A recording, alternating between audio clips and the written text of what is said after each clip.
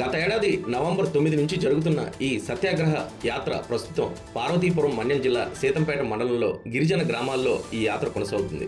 ఈ యాత్రలో భాగంగా సీతంపేట ఆదివాసీ జాయింట్ యాక్షన్ కమిటీ ఆధ్వర్యంలో నిర్వహించారు. ఎన్ని ప్రభుత్వాలు వచ్చినా గిరిజన జీవన విధానంలో మార్పు లేదని ఆవేదన వ్యక్తం చేశారు.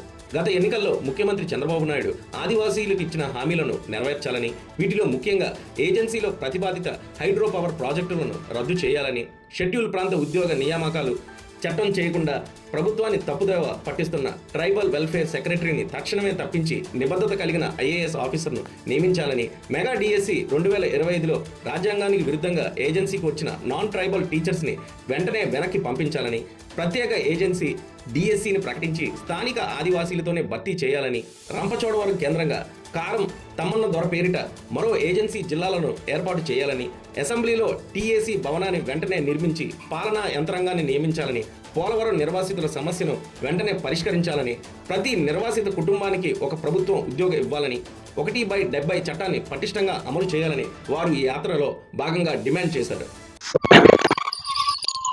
ఆదివాసీ సత్యాగ్రహ యాత్ర రాష్ట్రంలో పాడేరు, అలాగే ముఖ్యంగా ఏఎస్ఆర్ జిల్లా నుండి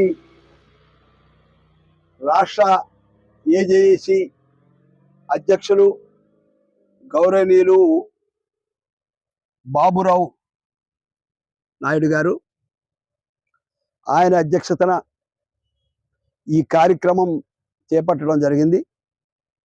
ప్రధానంగా ఆదివాసీ సత్యాగ్రహ యాత్ర ప్రస్తుతం కూటమి ప్రభుత్వం అధికారంలోకి వచ్చిన తర్వాత గౌరవ ముఖ్యమంత్రి నారా చంద్రబాబు నాయుడు గారు, అలాగే మంత్రి గారు లోకేష్ గారు, అలాగే గిరిజన సంక్షేమ శాఖ మంత్రి శ్రీమతి మన సంధ్యారాణి గారు, మరి వీరి నాయకత్వంలో ఆదివాసీలకు సుదీర్ఘంగా ఉన్న సమస్యలు పరిష్కరిస్తూ, ప్రధానంగా ఆదివాసీ ప్రాంతంలో చాలా కాలం నుండి ఉన్నటువంటి కొన్ని హక్కులు ఉన్నాయి. ఆ హక్కుల్లో ప్రధానమైనది జీవో నెంబర్ 3. ఒకప్పుడు జీవో నెంబర్ 3ని తెలుగుదేశం ప్రభుత్వమే ప్రవేశపెట్టి ఈరోజు గౌరవ న్యాయస్థానం సుప్రీంకోర్టులో మరి అది కేసు వీగిపోవడం వల్ల మరి అది ఈరోజు ఆ చట్టం రద్దయిన మరుక్షణమే మొన్న డిఎస్సిలో దాదాపు మరి కొన్ని వేల పోస్టులు గిరిజనులకు రావాల్సినటువంటి ఉద్యోగాలు వారికి అందకుండా ఆదివాసీలు వెనక్కి నెట్టబడే పరిస్థితులు ఈనాడు రావడం, ఆదివాసీ జేఏసీగా ఈరోజు ఈ మీడియా సమావేశానికి విచ్చేసిన మిత్రులందరికీ, మీడియా మిత్రులకు, అలాగే మా జేఏసీ పెద్దలు నిమ్మక జయరాజు గారు, మిగతా పెద్దలందరికీ కూడా ఉద్యమ అభివందనాలు తెలియజేస్తూ, ఈరోజు ఆంధ్రప్రదేశ్ ఆదివాసీ సత్యాగ్రహ యాత్ర యొక్క ముఖ్య ఉద్దేశం, దాని యొక్క నేపథ్యం ఏమిటంటే షెడ్యూల్ ప్రాంత ఉద్యోగ నియామకాల చట్టం చేయాలనేటటువంటి ప్రధానమైనటువంటి డిమాండ్.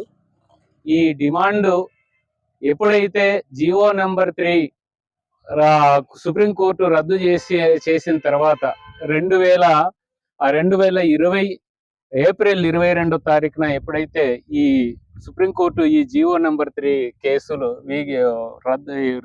ఈ జీవోని రద్దు చేస్తూ తీర్పు ఇచ్చినటువంటి మరుక్షణం నుంచి ఈ దశల వారీగా ఈ ఉద్యమం అనేది కొనసాగుతూనే ఉంది గత 5 సంవత్సరాలుగా.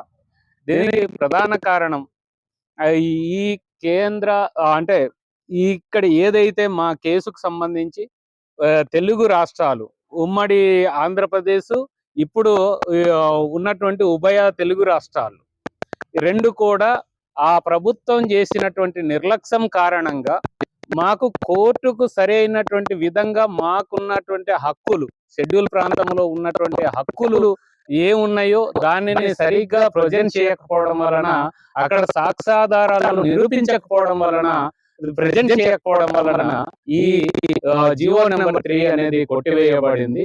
కానీ ఈ ఒక జియో నెంబర్ 3 కొట్టేసినంత మాత్రాన ఈ ఉద్యోగాలన్నీ కూడా ఆ నాన్ ట్రైబల్స్ కి ఇచ్చేయాలి, ఈ భూములు ఇవన్నీ కూడా అప్పజెప్పాలనేటటువంటిది ఎక్కడ లేదు. ఇక్కడ స్ట్రిక్ట్ ఇన్స్ట్రక్షన్స్ ఉన్నాయి. రాజ్యాంగమే అది నిర్ణయించబడింది. ఈ ప్రాంతంలో 170 చట్టం ఉంది, అటవీ హక్కుల చట్టం ఉంది, పెసా చట్టం ఉంది, అలాగే ఈ నేషనల్ ఎడ్యుకేషన్ పాలసీ ఉంది, ట్రైబల్ పాలసీ 1952 ఇవి ఉన్నాయి. అనేక ఈ భూమి మీద అంటే షెడ్యూల్ భూభాగంలో ఇతర ప్రజలు వచ్చి వాళ్ళ ఆదివాసుల హక్కులకు భంగం కలిగించకుండా ఉండడానికి అనేకమైనటువంటి ఈ రాజ్యాంగం నిర్దేశించినటువంటి నియమాలు అమల్లో ఉన్నది. కనుక ఈ సుప్రీం కోర్టు జియో నెంబర్ 3ని కొట్టివేయడం కూడా ఇది ఒక రాజ్యాంగ వ్యతిరేకంగా ఒక కొట్టేసింది అనేటటువంటిది మేము ప్రధానంగా చెప్తున్నాం. ఇది తప్పుడు పద్ధతిలోనే